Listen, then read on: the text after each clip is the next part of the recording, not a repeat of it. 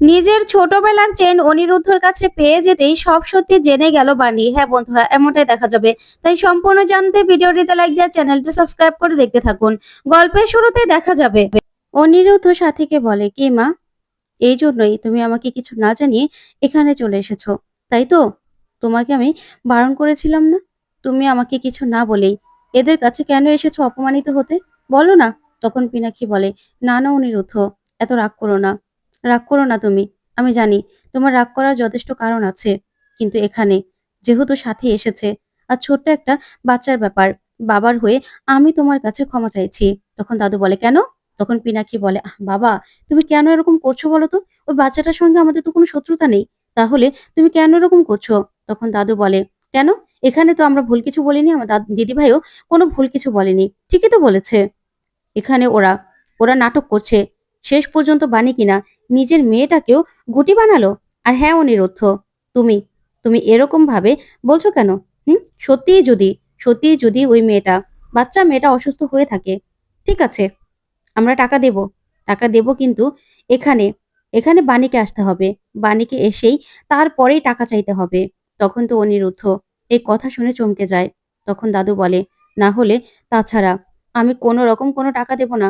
ওই বাণী হলো নাটক করছে, সবকিছু নাটক করছে, আর নিজের জালে সবকিছু সবকিছু সবাইকে ফাঁসিয়ে নিচ্ছে। তখন ঠাম্মি বলে, হ্যাঁ বুঝতে পারছো না, এই সবকিছু বাণীর জন্য হচ্ছে, বাণীর সঙ্গে থেকে থেকে। তখন অনিরুদ্ধ বলে, ঠাম্মি, এইভাবে একদম কথা বলবেন না। তখনই তখন দাদু বলে, মানে তুমি আমার মুখে মুখে কথা বলছো? তখন অনিরুদ্ধ বলে, না দাদু, আমি ওরকম শিক্ষা পাইনি যে আমি আপনার মুখে মুখে কথা বলবো, কিন্তু আপনি তো বড়, তাই আপনি যদি কোনো রকম কোনো অন্যায় কথা বলেন, তার প্রতিবাদ তো আমাকে করতেই হবে। তাই এরকম কোনো কথা বলবেন না যাতে ছোটরা আপনার মুখের ওপর প্রতিবাদ করতে বাধ্য হয়। তখন তখন মৌলি বলে, কেন অনিরুদ্ধ? এখানে দাদু ভুল কি বলেছে? ঠিকই তো, ওই বাণী ওই বাণী হলো সব নষ্টের গোড়া। বাণী এই বাড়িতে নাটক করে ঢুকেছিল, সব সম্পত্তি হাতাতে চেয়েছিল। যখন দেখলো যে সব সম্পত্তি নিজে হাতাতে পারছে না, এখন আবার এই রয় বাড়ির দিকে চোখ পড়েছে। এখন এই যে 50 লাখ টাকা দিয়ে শুরু, তারপরে আস্তে আস্তে নিজের আখের গুছিয়ে নেবে। তখন ঠাম্মি বলে, হ্যাঁ, ওই মেয়েটা না মিষ্টি করে খুব চালাক, খুব চালাক। তখনই মৌলি বলে, তুমি না এখন বুঝতে পারছো না, যখন বুঝতে পারবে ঠিকই ঠিকই তখন নিজের ভুলটা বুঝতে পারবে। না হলে নিজের মেয়েকে নিয়ে কেউ আবার এরকম ভাবে নাটক করে নাকি? তখন ঠাম্মি বলে, আরে করে করে, তুমি বুঝতে পারছো না? তখন তো তখন অনিরুদ্ধ কি বলবে কিছুই বুঝতে পারে না। ওইদিকে সবার কাণ্ড দেখে ঈশানীও তাকিয়ে থাকে।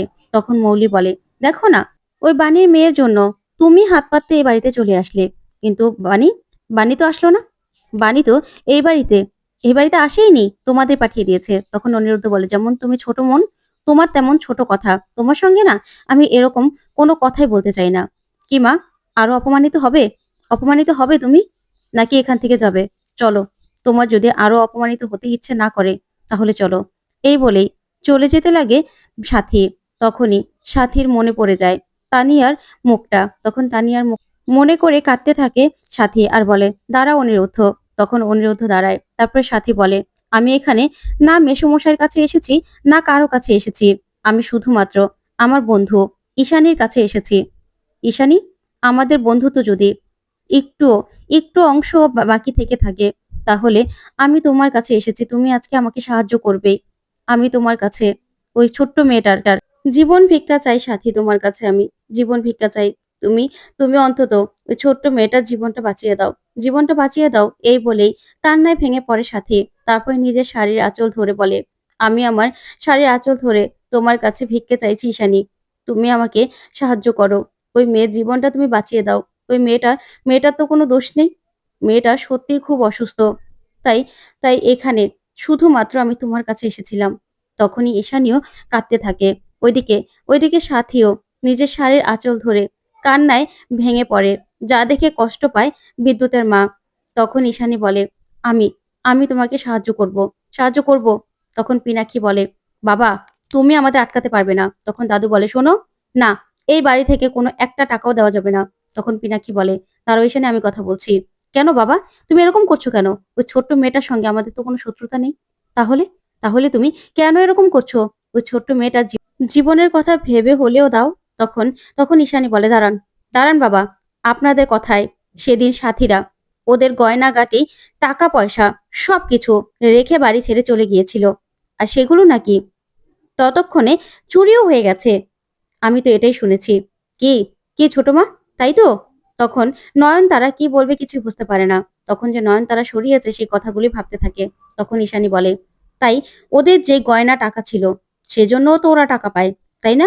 তখন নয়নতারা বলে, হ্যাঁ, সে আর কতটুকু হবে, এই 20,000 টাকার মতো। তখন ঈশানী তাকিয়ে থাকে ওইদিকে। ওইদিকে সাথী, সাথী ওরাও তাকিয়ে থাকে ছোট মার কথা শুনে।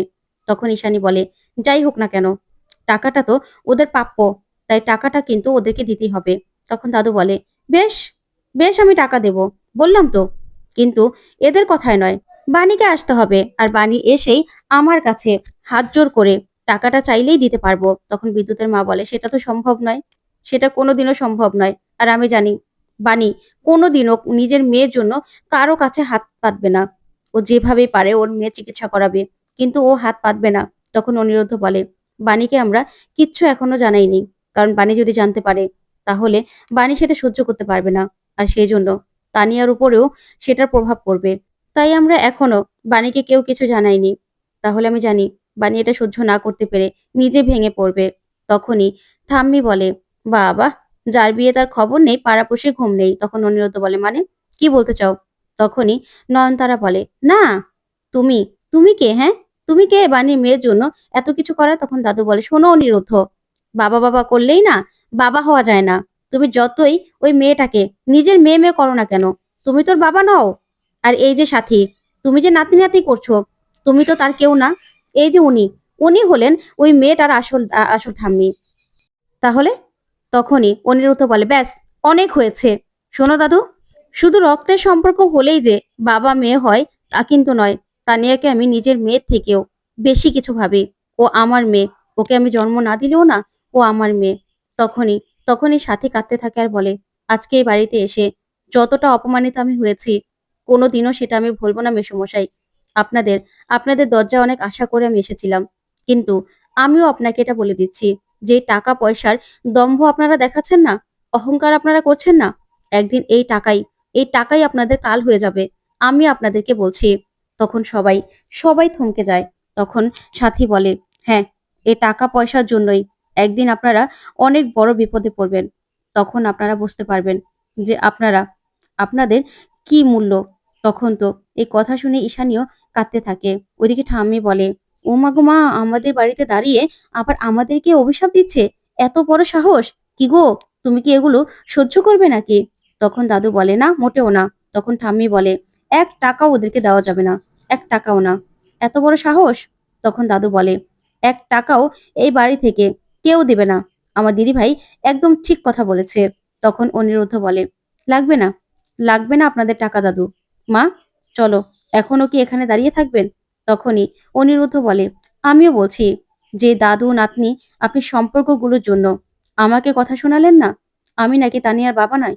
সেই সম্পর্কের জন্যই একদিন আপনিও কাঁদবেন, আপনিও একদিন আফসোস করবেন।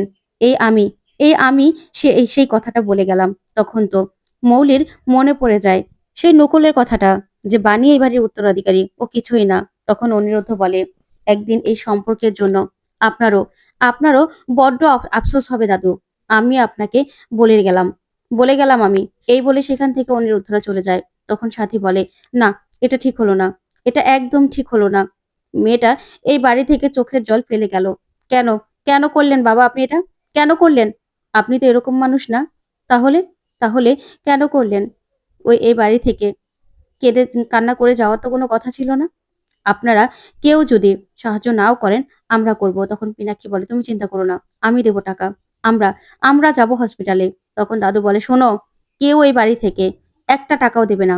তোমরা যদি কেউ এই বাড়ি থেকে 1 টাকাও ওদেরকে দাও, তাহলে মনে করবে তোমাদের সঙ্গে তখন থেকেই আমার সব সম্পর্ক শেষ। তখন তো এই কথা শুনে ঈশানী অবাক হয় আর বসে কান্না করতে থাকে আর খুব কষ্ট পেতে থাকে। ওইদিকে পিনাক্ষীও কষ্ট পেতে থাকে। ওইদিকে ঠাম্মি বলে, দিদি ভাই, চলো। এই বলে ঠাম্মি চলে গেলেই মৌলি মনে মনে বলে, এই তো সুযোগ। এবার বাণী আর অনুরোধের মধ্যেই আমাকে ঝামেলা লাগাতে হবে। বাণী কিছু জানে না তো, বাণীকে সবটা জানিয়ে দিতেই হবে। ওইদিকে বাণী বাড়িতে যায়, গিয়ে দেখে যে কেউ বাড়িতে নেই। তখন বাণী বলে, কি ব্যাপার, মাসিমণিদের তো হসপিটালেও দেখলাম না। তাহলে ওরা কোথায়? বাড়িতেও তো মনে হয় নেই। তখন এই বলেই অনিরুদ্ধকে ফোন করে বাণী। তখন অনিরুদ্ধ বলে, "বাণী ফোন করছে।" তখন সাথী বলে, "ফোনটা রিসিভ কর। বল আমরা হসপিটাল থেকেই মাত্র বেরোলাম।" তখন অনিরুদ্ধ ফোনটা ধরলেই বাণী বলে, "আচ্ছা, মিস্টার চ্যাটার্জি আপনি কোথায়? আমি তো বাড়িতে এসেছি। বাড়িতে এসে দেখলাম আপনারা কেউ নেই।" তখন অনিরুদ্ধ বলে, "আসলে বাণী আমরা তো হসপিটালেই ছিলাম। তুমি মনে হয় দেখোনি আমাদেরকে। আমরা নিচের দিকে ছিলাম।" তখন বাণী বলে, "আপনারা হসপিটালে ছিলেন? কোথায়? আপনাদের তো আমি কেউ দেখলাম না?" তখন অনিরুদ্ধ বলে, "হ্যাঁ, তোমার সঙ্গে হয়তোবা দেখা হয়নি। আমরা এখনই বাড়িতে ফিরছি। এই তো মা আর মাসিমাও আমার সঙ্গে আছে।" তখন তখন সাথী বলে, "কি বলল?" তখন অনিরুদ্ধ বলে, "বাণীর মনেও না কিছু একটা সন্দেহ ঢুকবে যে আমরা কিছু একটা মনে হয় লুকোচ্ছি। ওর কাছ থেকে সব লুকোনোটা কি ঠিক হচ্ছে? কিন্তু না, বাণীকে কিচ্ছু জানানো যাবে না। কিচ্ছু না।" ওইদিকে বানি রান্না করে আর ভাবে যে মিস্টার চ্যাটার্জি আর ডক্টর নিশ্চয়ই আমার কাছে কিছু লুকোচ্ছে, আমি বুঝতে পারছি। মাম্মামের অনেক বড় একটা কিছু হয়েছে। ওইদিকে ঈশানী কাঁদতে থাকে আর বলে, "আমার বন্ধু এই বাড়ি থেকে কাঁদতে কাঁদতে চলে গেল। আর মেয়েটা এত অসুস্থ, আমি কিছু করতে পারছি না। না না, আমি এখানে কিছুতে বসে থাকবো না।" তখন পিনাকি বলে, "ঈশানী তুমি কেঁদো না, আমি দেখছি কি করা যায়। তুমি একদম চিন্তা করো না।" তখন ঈশানী বলে, "শোনো, আমার অ্যাকাউন্টে আমার অ্যাকাউন্টে যা টাকা আছে সব সব আমি ওদেরকে দিয়ে দেব। তাহলেই তো তাহলেই তো হবে বলো? আমি না কিছুতেই, কিছুতেই মেয়েটাকে মরতে দিতে পারব না। এতটুকু একটা মেয়ে, ওর জীবন, ওর জীবন আমাদেরকে বাঁচাতে হবে।" ওইদিকে মৌলি আর নয়নতারা সবটা দাঁড়িয়ে, দাঁড়িয়ে শুনতে থাকে। তখন পিনাকি বলে, "এটা সম্ভব নয় ঈশানী। তুমি কি ভুলে গেলে? তুমি, তুমি তোমার টাকাগুলো সব ইনভেস্ট করে ফেলেছিলে। সেটা কি তুমি ভুলে গেছো?" তখন ঈশানী বলে, "মানে?" তখন পিনাকি বলে, "হ্যাঁ। আর তুমি যদি এখন তোমার বাপের বাড়ি থেকে টাকা আনতে যাও, সেটাও কিন্তু বাবার সম্মানের জন্য খুব খারাপ হবে। বাবার সম্মানহানি হবে। সেটা তুমি বোঝার চেষ্টা করো।" তখন ঈশানী বলে, "আমিও অত কিছু জানি না। তুমি কিছু করবে না তো? আমি, আমি যাব। আমি ওদের পাশে দাঁড়াবো।" তখন তখন পিনাকি বলে, "তুমি চিন্তা করো না। আমি, আমি সব ব্যবস্থা করছি। আমি তো কিছু না কিছু করতে পারবো নাকি? তুমি এই নিয়ে ভেবো না ঈশানী।" তখনই তখনই পিনাকির কথা শুনে ঈশানী বলে, "না, আমি আমি তোমার ভরসায় বসে থাকতে পারছি না। ওইদিকে ওইদিকে বাচ্চা মেয়েটা মৃত্যুর সঙ্গে লড়াই করছে। আর আমি কিনা এখানে তোমাদের মান-সম্মান এসব কিছু নিয়ে ভাববো? না, আমি কিছুতেই এসব নিয়ে ভাববো না। আমি যাবো। যাবো আমি, আমাকে ক্ষমা করো।" এই বলে ঈশানী যেতে লাগলে তখন দাদু বলে, "দাঁড়াও বৌমা।" তখন ঈশানী দাঁড়িয়ে পড়ে। তখন দাদু বলে, "শোনো, তুমি এই বাড়ির বউ। তাই তোমাকে এই বাড়ির সম্মান রাখতে হবে।" তখন ঈশানী বলে, "শুনুন বাবা, আমাকে আজকে কেউ আটকাতে পারবে না। আমাকে প্লিজ আপনি বারণ করবেন না।" তখনই পিনাক্ষী বলে, "দাঁড়াও না, আমি বাবার সঙ্গে কথা বলছি তো।" তখনই দাদু বলে, "শোনো, তুমি এই বাড়ির বউ, এই বাড়ির সব মান-সম্মান তোমার হাতে। এখন তুমি যদি এই বাড়ি থেকে বেরিয়ে যাও, আমাদের মান-সম্মানের কথা না ভাবো, তাহলে আমি আমার আর কিচ্ছু বলার নেই।" তখন তো পিনাক্ষী তাকিয়ে থাকে। তখন দাদু বলে, "এবার তুমি ভেবে দেখো যে তুমি কি করবে? আমার সম্মান আগে নাকি তোমার কথা আগে?" তখন পিনাক্ষী বলে, "আচ্ছা বাবা, আমি না এটাই বুঝতে পারছি না। তুমি কেন এরকম করছো?" তখন ঈশানী বলে, "আমি না আপনাকে চিনতে পারছি না বাবা। বড্ড অচেনা লাগছে। আপনি বাণীর সঙ্গে, বাণীর সঙ্গে কিনা প্রতিযোগিতা করছেন। একদিন কিন্তু আপনি তাপসদাকে নিজের আরেক ছেলে বলেছিলেন আর সাথীকে নিজের বৌমা। তাহলে আপনার হঠাৎ করে এমন কি হলো?" তখন দাদু বলে, "হ্যাঁ বলেছিলাম। কিন্তু তাপস আমাদের সঙ্গে কি করেছে? সেটা ভুলে গেছো? আর অনিরুদ্ধ কত বড়, বড় কথা বলে এখান থেকে চলে গেল। ও বাণীকে বিয়ে করেছে। বাণী যবে থেকে বাড়িতে ঢুকেছে, তবে থেকেই পুরো পরিবারটা ভেঙে গেছে। তাই ওই বাণীর মুখোশটা না ওরা একদিন ঠিক বুঝতে পারবে। আমি তোমাকে বলছি, বাণীর স্বরূপটা যেদিন ওরা বুঝতে পারবে, সেদিন ওরা ঠিক আমার কাছে ফিরে আসবে। সেদিন ওদেরকে ঠিক আমি আগের মতো নিজের নিজের পরিবারে ঠাঁই দেব, বলে রাখছি।" তখন এই বলে চলে গেলে ওইদিকে মৌলি আর নয়নতারা খুশি হয়ে যায়। তারপরেই ঈশানী। ঈশানী কি করবে কিছুই বুঝতে পারে না। ওইদিকে বাণী তানিয়ার জামাকাপড় গোছাতে থাকে আর বলে, "আচ্ছা, আমার মনে হচ্ছে বড় কিছু হয়েছে। অনেক ঔষধ লাগছে, টাকা-পয়সাও খরচ হচ্ছে। দেখি তো কত টাকা আছে?" এই বলেই টাকা দেখতে গিয়ে তখনই সেই অনিরুদ্ধ লুকিয়ে রাখা লকেটটা খুঁজে পায়। তখন বাণীর মনে পড়ে যায়, এটা তো বাণীর লকেট। ওইদিকে তখনই অনিরুদ্ধরা আসে। তারপরে সাথী বলে, "বাণী, তুমি কোথায়? আমরা চলে এসেছি তো।" তখন অনিরুদ্ধ বলে, "রুমে লাইট জ্বলছে। নিশ্চয়ই বাণী ভিতরে আছে।" এই বলে অনিরুদ্ধ ভিতরে যায়। ওইদিকে বাণী বলে, "বাবা তো বলেছিল এটা আমার মায়ের শেষ চিহ্ন। এটা তো আমি হারিয়ে ফেলেছিলাম। তাহলে কি মিস্টার চ্যাটার্জি এটাই এতদিন লুকিয়ে রেখেছিল?" তখন অনিরুদ্ধ আসে আর বাণীর হাতে সেই চেইনটা দেখে বলে, "বাণী, এই চেইনটা তোমার হাতে কি করছে? তুমি এটা ধরছো কেন?" তখনই বাণী বলে, "আচ্ছা মিস্টার চ্যাটার্জি, তাহলে কি এত বছর ধরে আপনি এই চেইনটা আগলে রেখেছিলেন লকেটটা?" তখন অনিরুদ্ধ বলে, "হ্যাঁ বাণী, আসলে এটা, এটা অনেক আগের কথা। একদিন আমি আর মৌলি খেলতে গিয়েছিলাম। তখন, তখন আমি জলে পড়ে যাই। আর তখনই আমার বন্ধু হয়ে একটা মেয়ে আমাকে বাঁচায়। আর তার গলা থেকে এই লকেটটা পড়ে গিয়েছিল। আর তখন থেকেই এই লকেটটা আমি নিজের কাছে রেখে দিয়েছি।" তখন বানি এই কথাগুলো শুনে চমকে যায়। তো বন্ধুরা, কেমন লাগলো আজকের আপডেট? কমেন্ট করে জানাতে ভুলবে না। ধন্যবাদ।